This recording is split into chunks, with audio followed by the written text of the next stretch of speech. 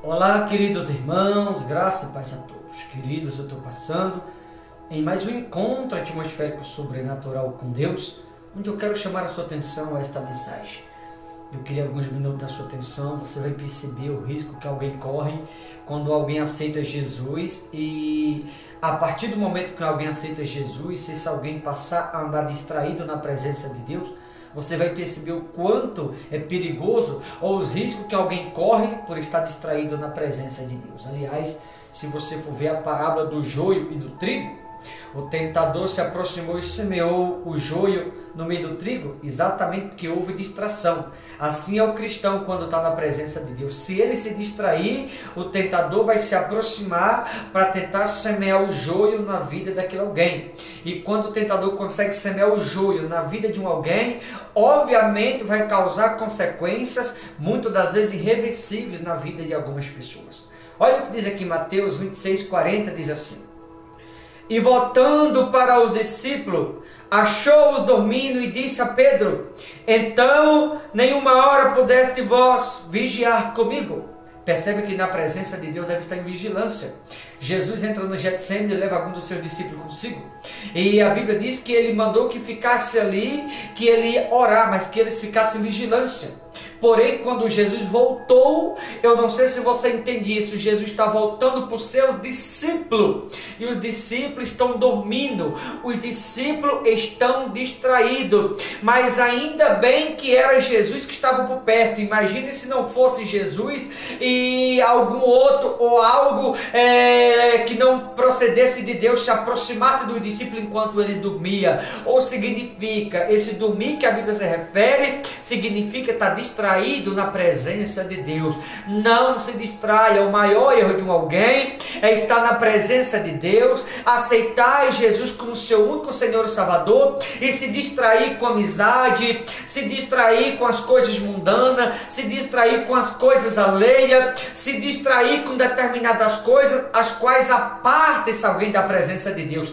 E é nesse se distrair que o traidor se aproximou, ou que o tentador se aproxima para tentar afastá-lo, aquele alguém, da presença de Deus, para acabar muitas vezes com o casamento, acabar com o ministério, muitas vezes para acabar com a saúde de outros, para fechar a porta de emprego na vida de outros, para deixar outros endividados, para fazer com que pessoas se lancem em determinados meios, aonde muitas vezes a pessoa nem percebe, mas só vai se dar conta tempos depois, quando a conta começa a chegar na vida daquele alguém.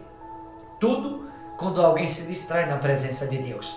E por essa finalidade, queridos irmãos, há tantas pessoas sofrendo, mas percebe que a Bíblia diz aqui no versículo 40 do capítulo 26 de Mateus, que Jesus voltou para os seus discípulos. Não entendeu? Ele vai voltar para você que está me ouvindo agora. Ele vai voltar para você, homem de Deus, para você, mulher de Deus, para você que está firme com Deus, para você que está distraído, para você que se afastou da igreja, para você que não está dando a mínima importância para a presença. Ele vai voltar, e quando ele voltar, tomara ou espero que você que me ouve não esteja distraído, porque a gente paga o preço muitas vezes, ou algumas pessoas sofrem determinadas consequências dolorosas, consequências que arrancam lágrima, consequência que causa dores em determinadas pessoas, consequências que faz com que as noites sejam mal dormidas, consequência que traz sofrimento, consequência que chega a causar terror na vida de determinadas pessoas, tudo por estarem distraídas na presença de Deus.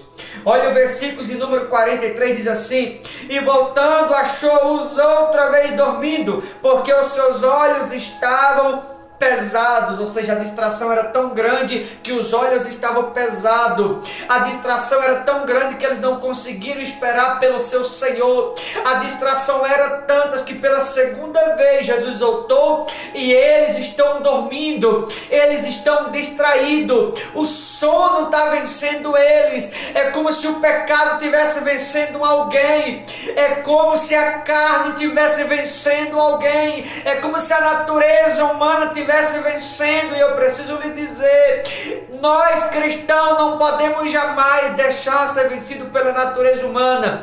Não é a natureza humana que deve dominar a natureza celestial, mas a natureza celestial que deve ter domínio sobre a natureza humana, porque a natureza humana está vinculada à terra, a terra está vinculada ao pecado, que é o salário do pecado, a morte. Por isso não devemos estar distraídos, mas a natureza divina, a natureza celestial está vinculada à eternidade, está vinculada ao reino do céu. Eu pergunto a você, quem está vencendo ou quem está te vencendo? A sua natureza humana está vencendo a natureza celestial, ou a natureza divina está vencendo o seu lado humano?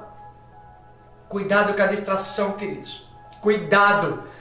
O fato de muitas pessoas estarem, alguns pagando um preço alto, o fato de algumas pessoas estarem passando por um processo doloroso, processo que muitas vezes tira o sono, processo que causa dor, não é por acaso, não é à toa. Não foi isso que o Todo-Poderoso disse em Jeremias 18, quando ele olha para Jeremias, manda descer a casa do oleiro, e ao chegar na casa do oleiro, a Bíblia diz que o oleiro estava sentado sobre as rodas na sua obra, e como o vaso que o oleiro fazia de barro se ele estragou nas mãos, ele tornou a fazer daquele vaso conforme bem lhe parecia. Que a Bíblia nos ensina em Jeremias 18, que há vaso, entende isso, queridos? Você que me ouve, tem vaso, se refere à pessoa humana. Tem vaso que está dentro da igreja e não quer se consertar. Tem vaso que está dentro da igreja, mas não quer se libertar. Tem vaso que está dentro da igreja, mas não quer ter o caráter de Jesus, quer continuar andando errado. Tem vaso que está dentro da igreja, mas não quer mudar, rejeita quando Deus coloca o dedo na ferida através da palavra. Tem pessoas que elas obrigam a Deus a colocar ela em um processo, a moê-la, tornar só um pó para fazer algo novo na vida daquele alguém. Porém, esse processo que Deus coloca alguns, Deus não tem dó. Deus pega, não os cacos, o caco ele torna barro novamente, o pó ele torna o pó para fazer algo novo na vida daquele alguém. Agora, o período desse processo é que é doloroso, porque o período desse processo a gente chora. O período desse processo tem dia que alguém vai sentir dor na alma, vai gemer na alma. Vai ter dia quando alguém está passando por esse processo que há pessoas que chegam a pedir a morte. Sabe por quê? Porque está distraída na presença de Deus. Não se distraia não, porque quando a gente se distrai, o preço é um preço alto. Quando a gente se distrai, as consequências, como falei, chegam a ser irreversíveis. Quando a gente se distrai, o tentador não perde tempo, ele se aproxima e começa a judiar. Muitas vezes começa pela saúde, vida financeira, vida sentimental, familiar, trabalho, casamento e assim por diante. Quando alguém se distrai, o tentador, ele não tem dó, ele não tem pena, ele não tem misericórdia, ele entra para destruir. Tudo por estar distraído na presença de Deus. Olha o versículo 45. Então, voltando para os discípulos, lhes disse: ainda dormes e repousais? Eis que é chegada a hora, e o Filho do Homem está sendo entregue nas mãos de pecadores pela terceira vez consecutiva. Ele voltou da oração, o discípulo está distraído, dormindo. Aí Jesus repreende e fala: vocês ainda estão distraídos? Vocês ainda estão dormindo? Levanta, o traidor se aproxima. O traidor está chegando, ainda bem que era Jesus que estava ali. Senão o traidor, o tentador iria chegar ali e encontraria os discípulos de Jesus dormindo. Eu vou repetir o que eu falei. O tentador está conseguindo pegar muita gente dormindo. Espiritualmente tem muita gente dormindo. Tem muita gente que está sendo escravizado, judiado. Tem muita gente que está sendo massacrado porque se finge de surdo, não quer dar ouvido à voz de Deus. Tem pessoas que se recusam a ouvir a Deus, obrigando Deus a colocar ela no processo, porque a pessoa está na presença de Deus e distraída com as coisas do mundo.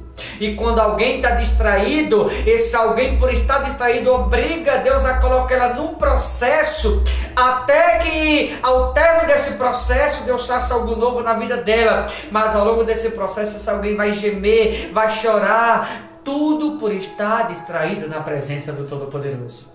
Quero finalizar no livro de Amós. Do livro de Amós, capítulo 3, versículo 7, aonde diz assim: certamente o Senhor Deus não fará coisa alguma sem primeiro revelar o seu segredo aos seus profetas. Veja que Deus não faz coisa alguma sem primeiro revelar os seus segredos aos seus profetas. Sabe o que significa?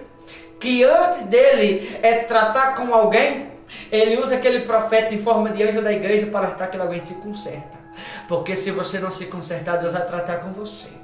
Se conserta, se você não se consertar, Deus vai te colocar no processo. Se você não se consertar, o processo de Deus vai doer, vai ser doloroso. Você vai pagar um preço muito alto pelo simples fato de na presença de Deus estar distraído com as coisas do mundo. Para finalizar, no mesmo Amós 4,12, portanto assim te farei, ó Israel. E por que isto te farei? Ó, por que isto te farei? Aí ele diz assim, prepara-te, ó Israel, para te encontrar com o Senhor teu Deus. Prepara-te, ó Israel. Israel somos nós, povo de Deus. Prepara-te, ó Israel, para te encontrares com o Senhor teu Deus. Se o Senhor voltasse hoje para você que me ouve, você estaria pronto para encontrá-lo com o Todo-Poderoso? Você estaria distraído ou você estaria atento? Se o Senhor voltasse hoje, você estaria pronto para ter esse encontro com Ele? Ou você está distraído, você é mais um? Que você possa pensar nisso. Tá bom, queridos? Vou ficando por aqui. Deus abençoe. Forte abraço. Boa reflexão no nome do Senhor Jesus. Deus abençoe a todos.